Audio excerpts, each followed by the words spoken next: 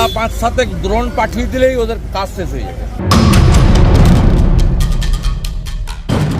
বাংলাদেশকে জবাব দিতে ভারতের 5টা ড্রোনই যথেষ্ট বলে আবারও হুঙ্কার ছাড়লেন নরেন্দ্র মোদীর দল বিজেপির পশ্চিমবঙ্গের শীর্ষ নেতা শুভেন্দু অধিকারী।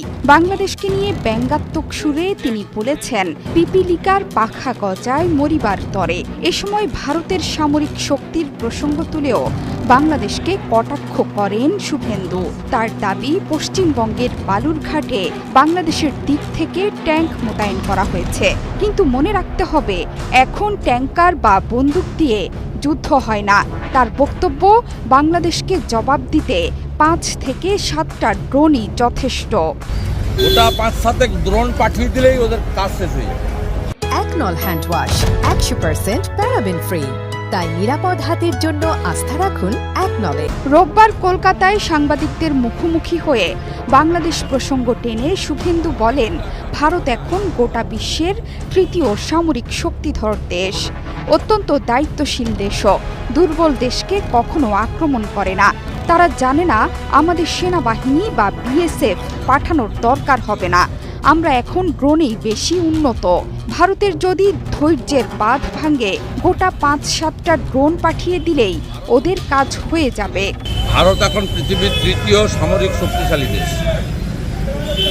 ভারত অত্যন্ত দায়িত্বশীল দেশ, দুর্বল দেশকে আক্রমণ করে না। এরা জানে না যে আমাদের সেনা বিএসএফ পাঠানোর দরকার হবে না।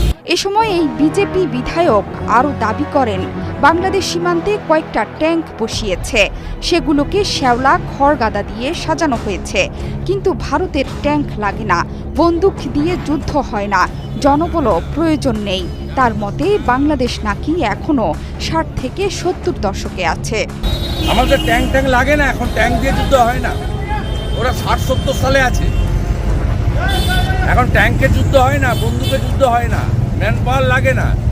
ওরা এখনো ভারতের শক্তি সম্পর্কে জানে না বলেও মন্তব্য করেন শুভেন্দু। এরা এখনো ভারতের তাকত সম্পর্কে জানে না। ওরা ওই কতগুলো ট্যাঙ্ক দেখে, ট্যাঙ্কের উপর শ্যাওলা নারকেলে আপনার ধানের বিড়া লাগিয়েছে, ওতে কিচ্ছু হয় না।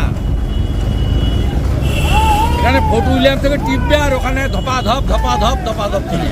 আরেকটি বক্তব্যেও বাংলাদেশকে হুমকি দেন শুভেন্দু অধিকারী।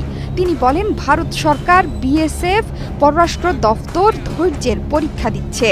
আমাদের এক কোম্পানি যদি এগুতে থাকে তাহলে ওরা পালানোর পথ পাবে না বলেও মন্তব্য করেন শুভেন্দু। আমাদের এক কোম্পানি যদি এগোতে থাকে না, ওরা পালাবে, পালানোর কোনো জায়গা পাবে না। শুভেন্দু অধিকারী এর আগেও বারবার বাংলাদেশকে কটাক্ষ করে নানা মন্তব্য দিয়ে সংবাদ শিরোনাম হয়েছেন। এবারও একই রকম বার্তা দিয়ে সমালোচনাকে উস্কে দিলেন এই বিজেপি বিধায়ক। পিপিলিকার পাখা গজায় মরিবার তরে। জোহরা চৌধুরী সেতু, 71।